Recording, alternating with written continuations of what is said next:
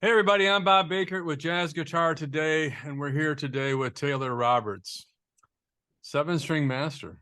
Why don't I call Ha, you that? That's pretty cool.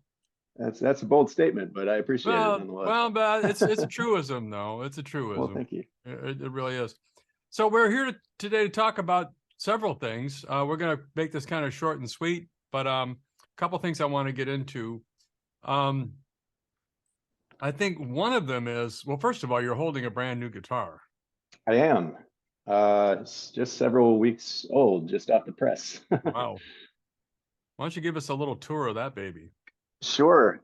So I guess you can say I commissioned this close to a year ago. Tom Rebecki, whose Mhm. name is on. Whoops. You got Well, the that's tuner like up there. sacrilege having the tuner blocking the real art there. And I don't know if that's backwards or not on the No, it's camera, good. but No, it's good. We got it. yeah, Tom Rebecki, one of the foremost luthiers in the world. I mean, he's been at it for over 50 years and has Mhm. mentored some of the greatest luthiers today, like let's see, Megan Wells. You've got one of his guitars. I'm trying Ryan to think of his Thorell.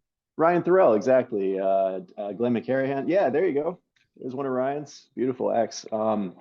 And so this is the Monterey model. It's what some might consider to be his flagship. Yeah. Wow. It's all European woods, spruce top, maple back and sides, koa binding. That binding is Gorgeous. just gorgeous. I don't know how good of a lighting situation this is for everybody, but when you get a close up look on this and see the wood grain and Yeah. oh, So here's what I want to talk about today. You have a have kind of an enviable position in the world of guitar players. You play a solo gig, like was it 5 nights a week or 4 nights a week? it's five. 5 nights a week at the Ritz in Amelia Island. The Ritz Carlton, The exactly. Ritz Yep. Carlton at the Amelia Island, the Salt Restaurant, I believe, if I'm not Hmm. mistaken. Yep. Which is a lot of that's a gig that a lot of guys would kill for, and they probably have actually. There's probably bodies all over. You're probably defending your territory out there, And They get emails every day from musicians just oh, kind of begging to play there. And I'm sure they do. Yeah, yeah, I count my blessings every day. Very, very grateful to have that gig and for sure. you've been there a long time. Christmas Eve was 8 years. Yeah, you've been there eight years, so you've created that whole. I don't like to use the term residency, but in this Sure. case, it's true. That's what it is. It's a They're residency. really nice to me. They let me sleep behind the bar and they, they feed me scraps, leftovers from the guest workers. Hey, in that place, that's not such a bad deal. Gig's a Um, gig, man. No, it's really 8 years. I mean, at any gig, I mean, that's like 100 in gig years, as any of sure. us would know. Gig years.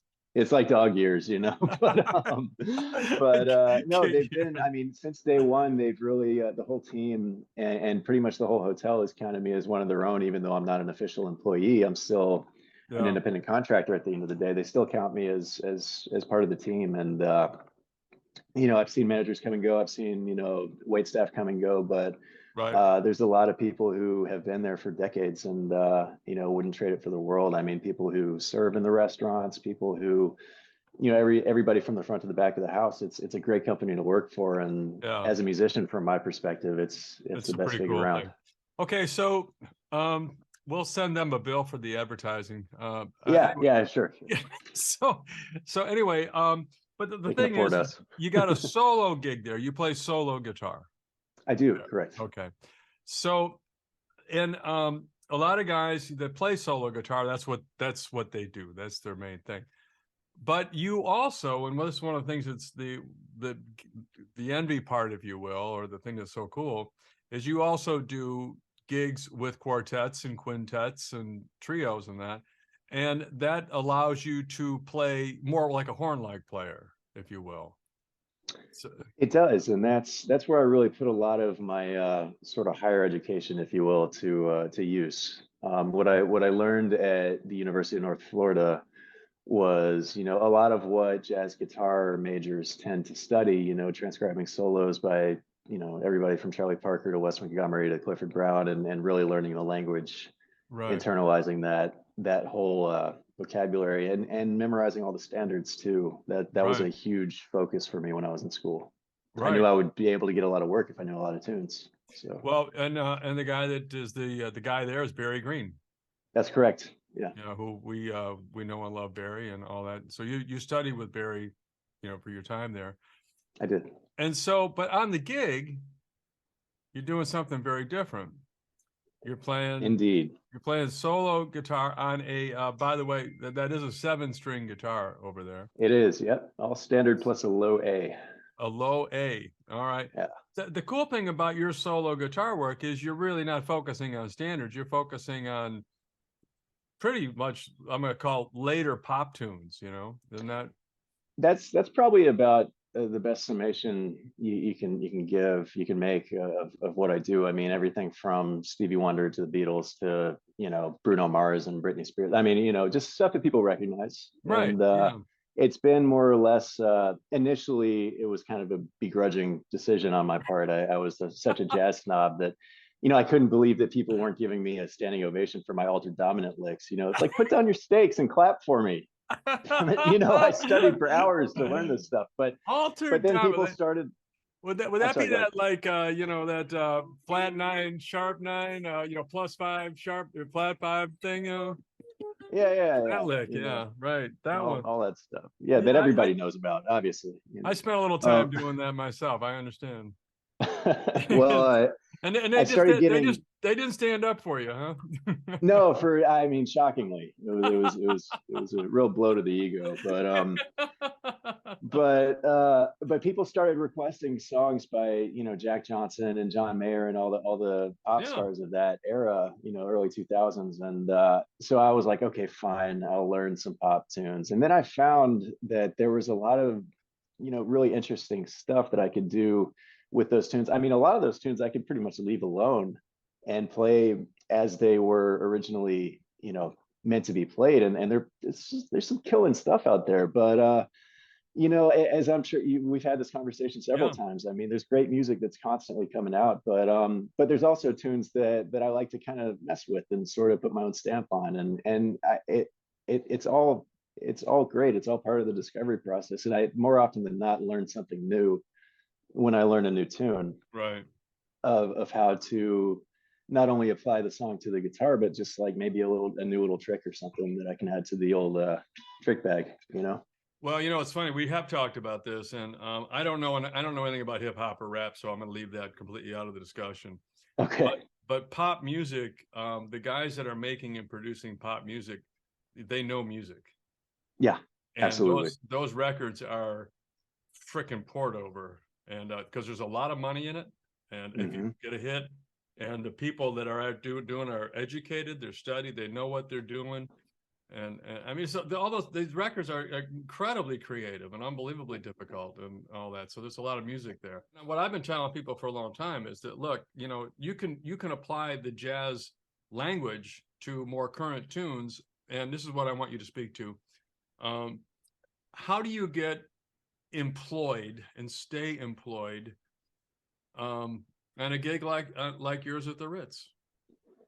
That's a great question. And my kind of stock response to being successful in music is a quote that I just stole from Duke Ellington.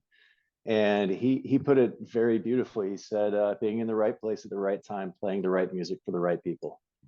And that's luck, you Yeah, know. And at the same time, I also believe that, you know, there's another old quote that I stole that I really like, is that luck is when preparation meets opportunity. right. And you know, I mean, I'm not gonna deny the fact that I put in thousands and thousands of hours worth of practice when I was younger, and Right. you know, dedicated a lot of that time to learning as vast of a repertoire as possible. But you know, with that gig at the Ritz, just to go back to that, I knew a guy, you know, I knew a who guy. who hired me, and he was, I think he was working sound or lighting for some event, and he said, yeah, they need a Yeah. solo guitar player. Are you interested? I was like, yeah, of course, you know. Yeah.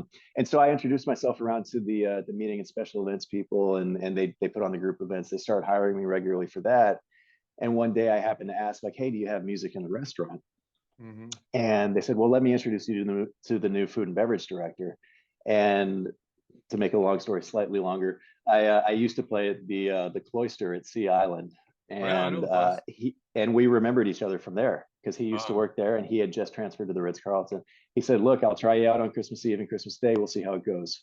right. And after that first set, um, I remember, like it was yesterday. He was on the phone, and I was approaching him to see how I could turn the house music back on because I was going on break.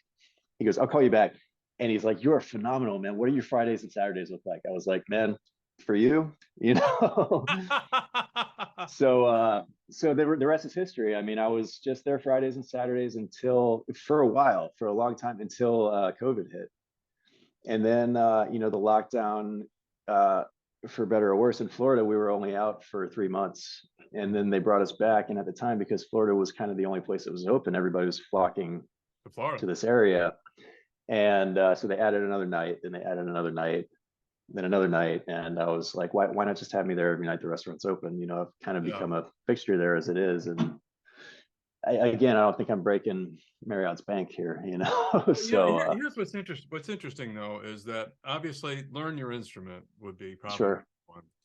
And that's number one.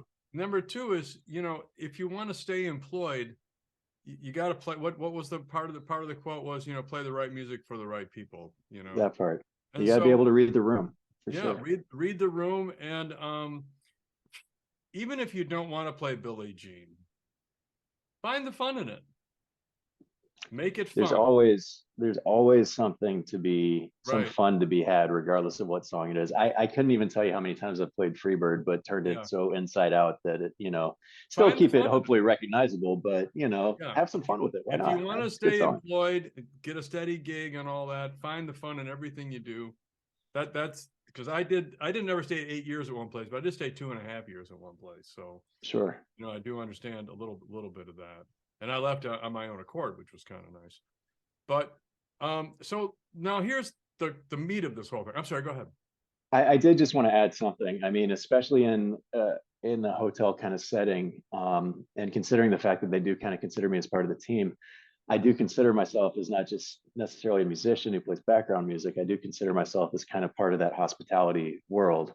Right. So engaging with the guests, I feel like is critical. Sure. Over the past 8 years, I have created a lot of repeat Yeah. guests there and a lot of regulars, and maintained relationships and Right. developed great friendships with a lot of those people. So having that personality, I mean, not being shy about introducing yourself to people and saying like, hey, if you have any requests, I'm gonna be around. I'm here for you. Anything you Yeah. need, that kind of stuff. I mean, and I've watched and learned over the years because these folks are the elite.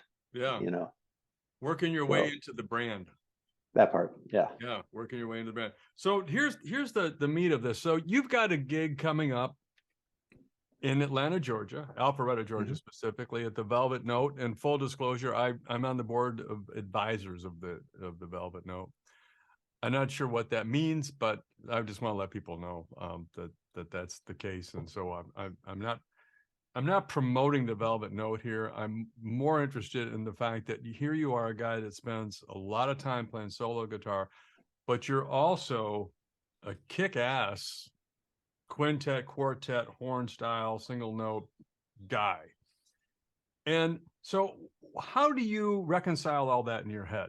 How do you be that guy and then this guy and then pick music for that and those musicians and does it the requirement to the musical requirements and the anything you've got to change in your technique and the way you think and all that. Talk about Sure. that transition. Yeah, Well, it's first of all, it's I'm sorry, before I go, your gig is on January, 28th and 29th. It's a so that's Saturday and Saturday Sunday. and Sunday. All right, and Correct. that is a quartet. Quartet, 2 sets per night. All So right, and then you think you told me you have two different quartets. You got one quartet one night and another quartet the other night, right? that's correct. Yeah, and I will tell you the names of the people, even though a lot of these people that listen to this aren't going to know these names necessarily, but these are the best guys in the city of Atlanta. I mean, you got a hell of Atlanta's finest for sure. two amazing bands are going to be there. A couple of guys that I play with fairly regularly, and it's going to be really really good. Now, enough of me. Talk about how you reconcile and transition, and what are you thinking there? Well, it's I mean, if I really had to point towards one genre of jazz or one genre of music that my heart is the most deeply steeped in, it would be jazz. And I dedicated a lot of time and a lot of energy, a lot of, blood, sweat, and tears into learning that language and the songbook that represents it. And I mean, I'll probably throw in a couple solo tunes here and there, just to break things up. But I love just the camaraderie of playing with other people, and it is definitely a different mindset because I'm not having to cover all the bases, so to speak. Right. It's okay to leave space. I can, you know what I mean? I know exactly what you To mean. every guitar player out there, it's okay to leave space. I'm telling me to. I'm Yeah, telling me no, just I as much know. as anybody else.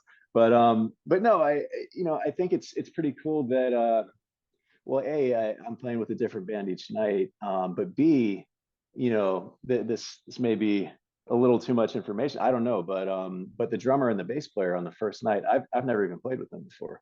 But the beauty of this music, as I'm sure a lot of the subscribers know, is that if you play with players who are adept enough, you can get together and say, "Hey, do you know this tune?" Boom, count it off, and smooth sailing. Who is on the first night?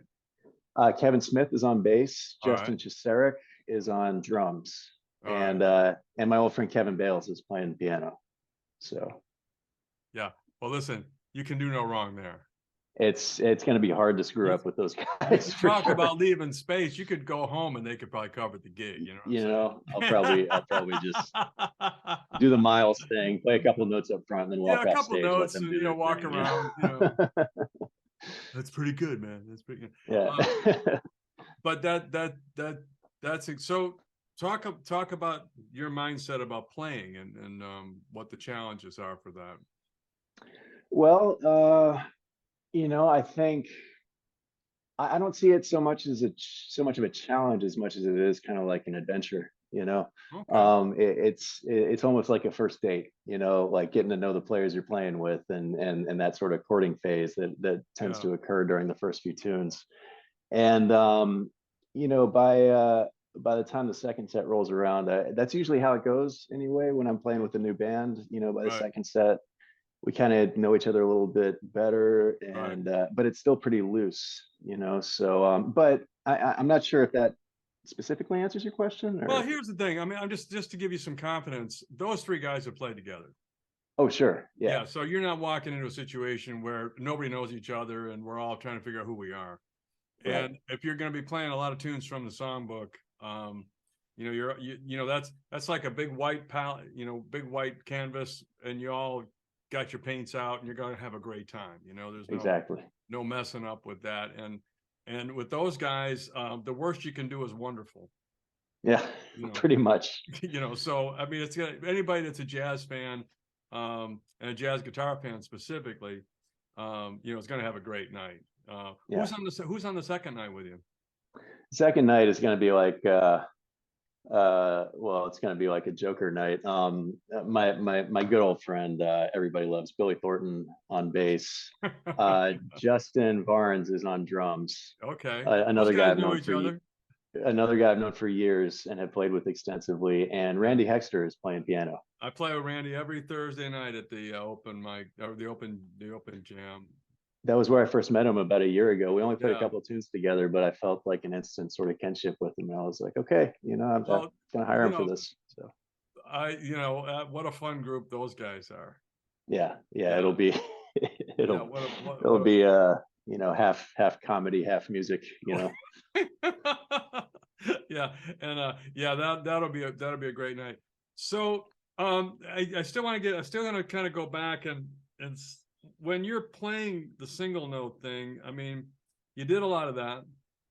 How much of that is in your I mean, do you practice during the week at all? Do you think I mean, how are you preparing for this show? Really just kind of running over the tunes that I admittedly haven't even compiled set lists yet, but I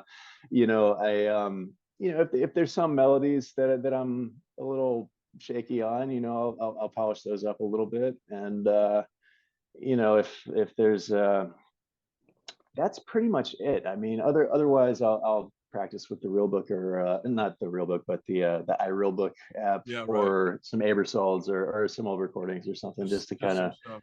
bone up on navigating the changes and that kind of stuff. But otherwise, I don't want to get too precious about anything. Right. You know, maybe that's a cop out. Maybe that's a No, I justification mean for being, the music, you know, the real definition, you know, if you will, is, you know, you're not supposed to have it arranged.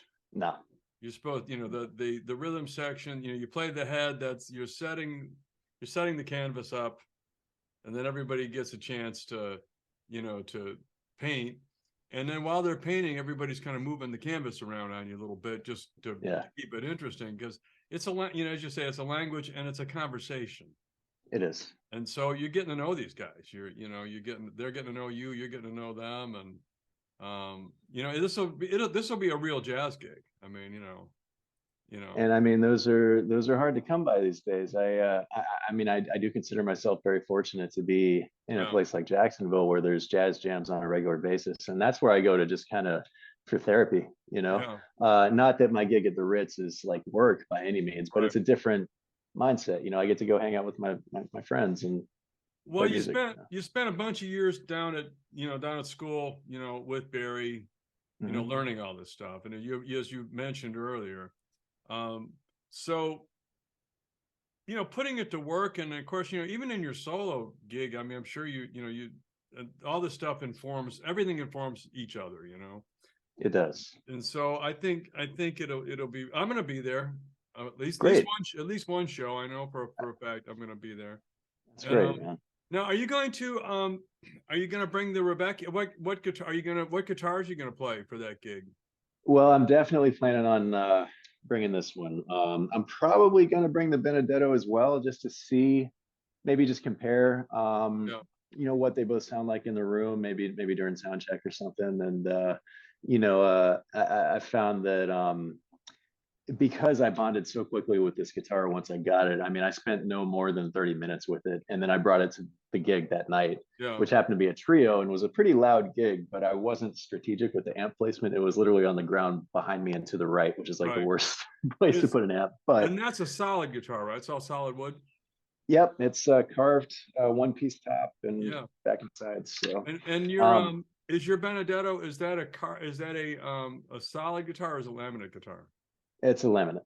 It's Yeah. the Bravo model. I don't know Oh if you yeah. can Okay. So see it right there. theoretically, it's going to be a little bit less resonant and It is, potentially have more gain before yeah, feedback. laminate guitar with a built-in pickup is a little bit more feedback resistant just by nature than a Right. carved instrument with a floating pickup, which is what this is. But Right. I mean, we'll see how each one Figure it out sounds, when and you figure it out. you The know, beauty of it is you can put them both up on the stage on a stand, and you know, I think I might do that actually. You know, you can never just have too many tools at your have disposal for some. sure. You can have some choices, Yeah. especially if you decide that you're going to, like, if you're going to play something you know is going to be heavy, going to be hard, you Hmm. know, and then you're going to play a solo piece. You say to the guys, "Hey, go, you know, go." In the old days, you'd say, "Go smoke a cigarette," but you Right. know, you know, I'm going to do a solo piece, and you know, bring this one. Obviously, is definitely favors that kind of thing, being a solid wood instrument with a floating pickup. For sure. For sure. Yeah, this is definitely like the out of my collection, like the 9 foot Steinway, you know. Oh, that's a Bosendorfer right there. Yeah, yeah, exactly. With the Yeah. extended range for sure. It's Yeah. got So let it's me got the ask you extra limits. let me ask you a question. What about your amplification? What Sure. what are you going to bring? You know, I will probably bring the well, I'll either use the house amp, which is a Hendrickson jazz amp, which sounds spectacular. I use it every week. I Um, love it. yeah, no, it's fantastic, and probably just run through the house for that. Or I might bring and I hate to call it my B amp because it's such a great amp. It's the Acoustic Image Claris Plus with one of John Buscarino's Chameleon prototypes. So John Buscarino is obviously just a brilliant luthier, but he also built speakers and amplifiers. He built this Chameleon speaker cabinet years ago, but then he also built a bigger brother version of that, Right. which is Yeah. a 10-inch woofer and like a 5-inch full range. And Right. I don't know all the logistics. I'm the furthest thing from a gearhead there Yeah. is. I just know I really like it. I So visited John at the you know, at the Buscarino World headquarters there in the middle of the North Carolina mountains, I love it. It's beautiful out there, man. and checked out the prototype as he was kind Mhm. of building it up. And I got to tell you one thing about that particular amp and stuff is I mean, John is that's a gift to the world that thing exists, because there's no Oh money in yeah. that for him. He's spent a fortune to It's promote no, this it's a shit. labor of love for sure. Yeah, But I think the main amp that I do play is the most recent yeah, creation of his, which is the preamp and the powered speaker. right. And It's all, that's the one that lives at the Ritz Carlton. That's the one I use yeah. for every It, solo gig, and that's just the greatest amp I've ever played. So well, it's and fairness to everybody, they're not cheap. I mean, no, they're not. that's your Lamborghini, Ferrari, blah blah blah blah blah, and it's it's not for everybody. But if you got a gig at the Ritz Carlton every week, and you're making a few bucks, and that's what you do all day every day, and you care about your that whole thing, it's an option for you for sure. So very Making cool. hundreds of dollars a year, man. I'm Hundreds of telling you. yeah, hundreds of dollars a year. What strings you use? Great question. I actually just switched over slightly anyway, but I've sworn by the Elixir Nano Webs for the better part of the past decade. And I use the 12s. But on the Rebecca, I found that I want a little bit more punch up top. So what I did literally today was I switched to Tomastic planes for the high E and the B strings to a 13 and a 17 Okay. rather than a 12 and a 16. And I've noticed a difference. I'm definitely gonna So on the put it through low its end, you're paces. still using you're still using the elixirs on the low. That's the other part. I actually buy the seventh string separately. It's a GHS Dynamite alloy, Okay. and so yeah, Bass it's an string. 80. It's an Yeah, 80. it's a bass string. Yeah. It's a big string. So it's actually a pretty big jump because the Elixir set is 12 to 52. Yeah. So it goes Right. from 52 to 80. And so that's what causes it to almost sound like two separate instruments. So you got three different manufacturers on your guitar. I'm after all the endorsements, man. What I can I love say? it, brother. I love it. I love it. Okay, so let's wrap this puppy up. Sure. Oh, by the way, have you got any new recordings or anything like that going on? Anything? There's one that's actually in the process of being mixed and mastered by you might know Marlon Patton. I've gotten him working on it, I do know Marlon actually. and so that's a quintet album. The only two albums I have out right now are just solo guitar albums, stuff you'd Right. hear me play at the Ritz, pop tunes and that kind of stuff. Yeah. But this is Right. going to be a quintet with Kevin Bales, Billy Thornton, Peter Miles, and Juan Roland. Okay. And Marlon's not playing. he's not on the record. He's actually just doing the mixing and Okay. mastering for it. All right. But that's to be determined. The release date is to be determined, hopefully within the next few months. Okay. And I plan on doing several sort of release parties. One is going to be at the Jazz Corner No, in May. no slam to anybody you got on the gig. But have you ever heard Marlon play? Yes, I mean, dude, he's incredible. I mean, he's just one of the best he's a ever. Jedi. Yeah, he's an absolute Jedi, and he's just as adept. He's just as masterful when it comes to the other side of the. I know. No, I did a project with him. Did you? Okay, yeah. He floats, man. Yeah, he's incredible, man. Yeah, he floats, and like I said, no slam on anybody. But yeah, if he was still in Atlanta, well, yeah, who knows? I mean, there's just so many great players to pick from. Yeah, no, there are, and they all apples and oranges. Yeah, it's all these great flavors to choose from. So that's exactly. pretty cool. So when is that going to be out? You got a title for it by any chance? Not yet. But so you're thinking next year, or late? No, this it'll year? be this year. Oh, well, I think sure. yeah, it's 23 now. I got. Yeah, it's already 23, right? I'm right. still trying to wrap my head around that. We're 5 days into it, aren't we? 4 days into it. 5 days. It was it was pretty much like we all just showed up at the studio and I was like, we're gonna play standards, we're gonna figure out what happens, do some impromptu arrangements, and just make music. It wasn't anything super meticulous, nothing super complex, just me and my friends. Making music. Well, it's great. I do talk to you on a fairly regular basis. Sure. About this, that, and the other things. So it's great to catch up with you here and let people know what you're into. So you're going to be at the Velvet Note on the 28th and 29th. 28th, 29th. It's 2 shows per night.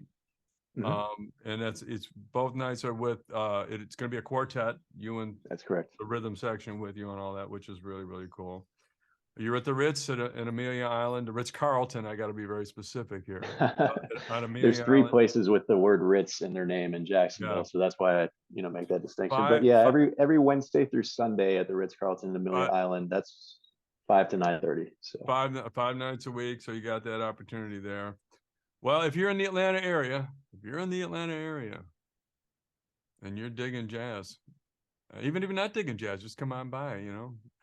No, if you're digging jazz guitar and you want to hear something great, you need to get yourself. I was going to use that 3-letter word. Get yourself over to the Velvet Note. Buy your tickets and check it out. Good food too.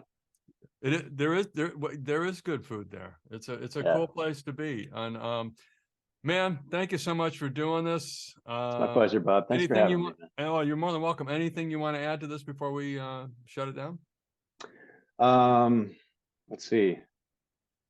I guess just to sort of piggyback on what's kept me employed is that I try to stay relevant with my repertoire. I know we've already talked about that, but I do pay attention to what's getting a lot of airplay these days, and try and learn new tunes as often as I can. And it's more often than not turns heads in fine dining restaurants. Well, what did Joe Pass say about it? He said, "Learn tunes." That's it. Yeah, that's it. That's the best advice I can give to any musician who's aspiring or seasoned pros. Just never stop learning tunes. Great seeing you, man. I'll see you in a few weeks at the Velvet Note. Sounds great, Bob. Thanks so much. See you later, buddy. Bye-bye now. Bye-bye.